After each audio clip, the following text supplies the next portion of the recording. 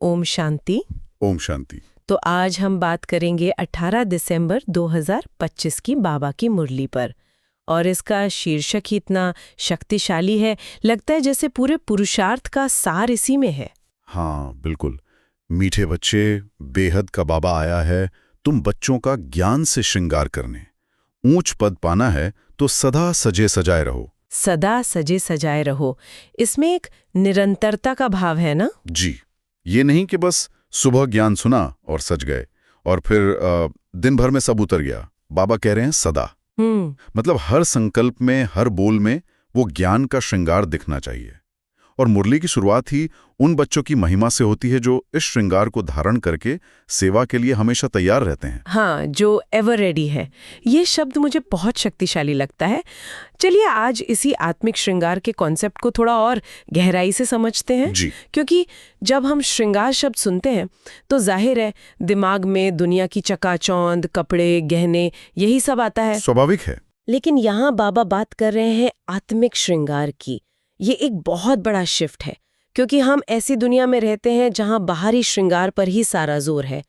तो इस आंतरिक सजावट को हम सच में महसूस कैसे करें? आपने बहुत ही प्रैक्टिकल सवाल पूछा है। देखिए, मुरली में बाबा एक बहुत सुंदर इशारा देते हैं कि सतयुग में जो ताज होता था वो लाइट का होता था, कोई स्थूल चीज नहीं। अच्छा। वो ताज उनकी पवित्रता और आत्मिक शक्ति का प्रतीक था, जो एक आभा के रूप में दिखाई देता था। आज संगम युग पर बाबा हमें वही श्रृंगार करा रहे हैं, लेकिन ज्ञान और गुणों के गहनों से। बिल्कुल। शांति का शीतल हार, पवित्रता का चमकता ताज, प्रेम के कर्णफूल, ये सब अनुभूतियां हैं, कोई बाहरी वस्तु नहीं। मतलब ये सजावट पूरी तरह से अंदर की है, आत्मा की। और मुरली में आत्मा का स्वरूप भी कितना सुंदर बताया है। एक छोटी सी बिंदी, एक स्टार। जी, यहाँ आके कई बार बुद्धि थोड़ी चकरा जाती है।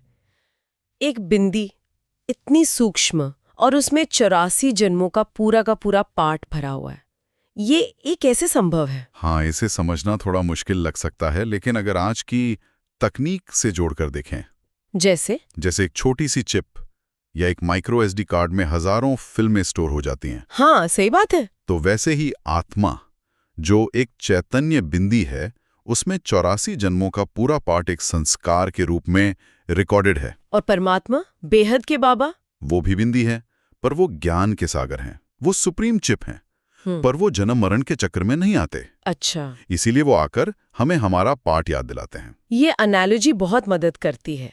तो ये ज्ञान ही वो सॉफ्टवेयर है जो हमारी आत्मा रूपी चिप को बिल्कुल डीफ्रैगमेंट करता है, वायरस फ्री करता है। डीफ्रैगमेंट और वायरस फ्री करता है। इसी ज्ञान से आत्मा सजती है। जी, इसी से। इसी यात्रा की बात मुरली में भी है।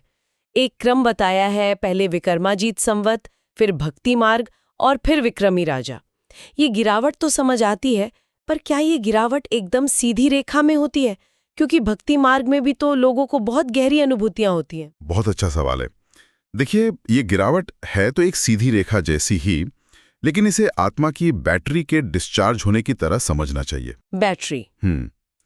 सतयुग त्रेता में हम देवता थे, विक्रमाजीत।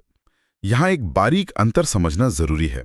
सतयुग में हमारे कर्म अकर्म होते थे। अकर्म? हाँ, मतलब ऐसे कर्म जिनका कोई बंधन नहीं बनता, कोई हिसाब किताब नहीं, क्योंकि वहां कर्म की प्रेरणा ही शुद्ध और निस्वार्थ होती थी।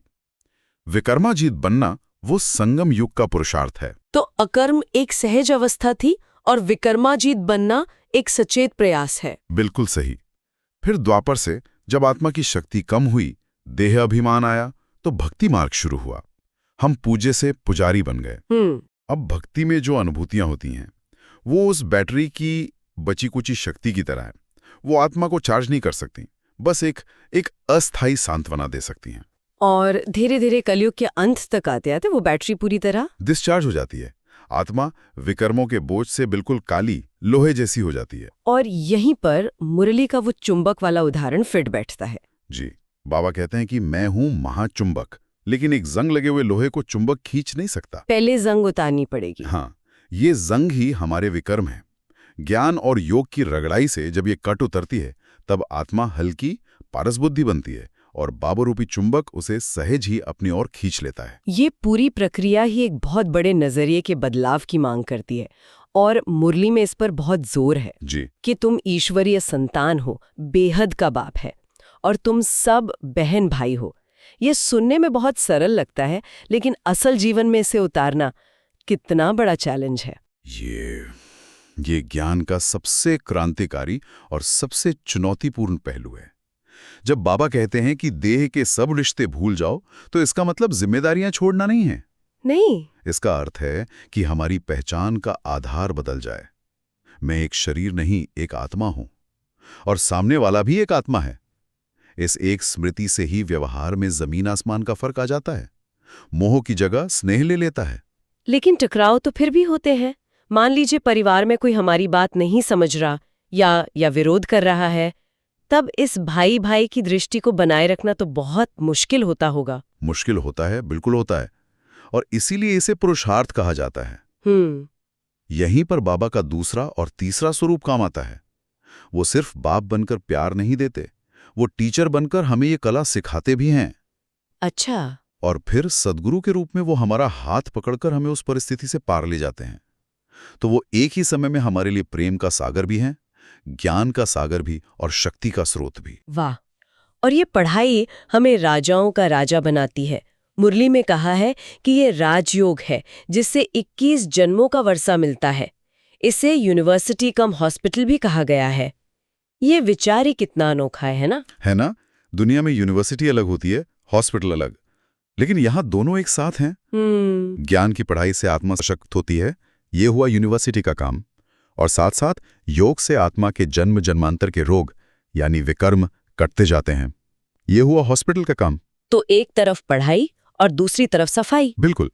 रावण के राज्य ने हमें स्पिरिचुअली बीमार और कंगाल बना दिया। बाबा की ये यूनिवर्सिटी कम हॉस्पिटल हमें फिर से स्पिरिचुअली स्वस्थ और धनवान बना रही है। ये सब सुनने के बाद अगर किसी को आज की मुरली से सिर्फ 2 बातें अपनी जिंदगी में उतारनी हो जो सबसे ज्यादा असर डालें, तो वो कौन सी होंगी? बाबा ने मुरली के अंत में सार देकर हमारा काम आसान कर दिया है। अच्छा। और उसमें 2 बहुत स्पष्ट एक्शन ओरिएंटेड बातें हैं। पहली बात, सुदर्शन चक्र फिराते अपने पाप भस्म करने हैं, रूहानी पढ़ाई से अपना पद श्रेष्ठ बनाना है, और किसी भी हालत में 1-2 में मोह नहीं रखना है। मोह, ये सबसे बड़ी बाधा है। जी, इसीलिए बाबा ने इसे सार में डाला है। सुदर्शन चक्र फिराना, पढ़ाई पर ध्यान देना, और सबसे मुश्किल, मोह से मुक्ति। ये पहली बात है। तो ये तो पुरुषार्थ की बात हुई, और दूसरी बात? दूसरी बात जीवन की अवस्थाओं के लिए है। बाबा कहते हैं वानप्रस्थ अवस्था वालों को बहुत साधारण रहना है, न बहुत ऊंच न बहुत नीच। ये बहुत गहरी सलाह है।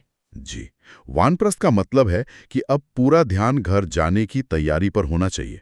ऐसे में अगर व्यक्ति बहुत ज्यादा ठाट बाट में रहेगा या बहुत गरीबी में, तो दोनों ही स्थितियों में बुद्धि बाहर भटकेगी।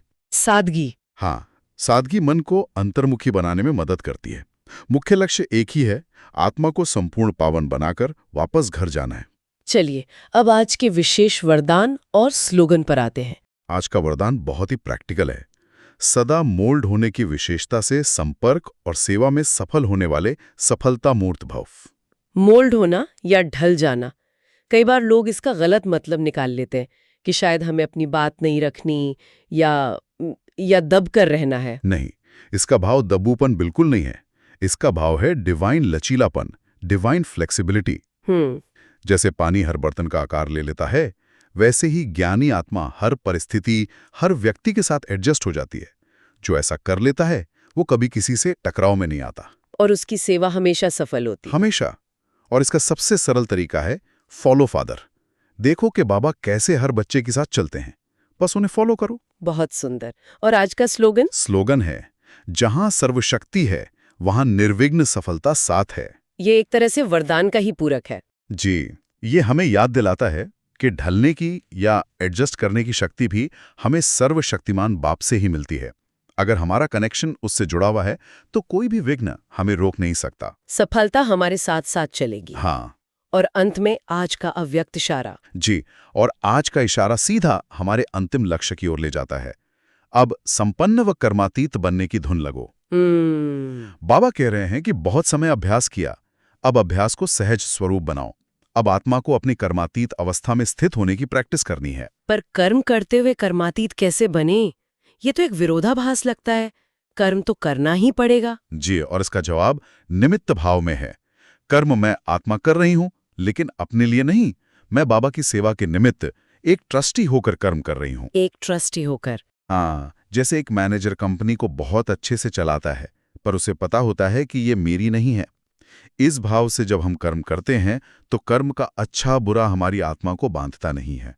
हम कर्म योगी बन जाते हैं। यही संपन्न और कर्मातीत अवस्था है। जी, और बाबा का इशारा है कि अब इसी धुन में रहो, क्योंकि घर जाने का समय समीप है। ये आज की मुरली का सार है, जो हमें सिर्फ सोचने के लिए नहीं, बल्कि उस अवस्था को पाने के लिए पुरुषार्थ करने की प्रेरणा देता है। ओम शांति। ओम शांति।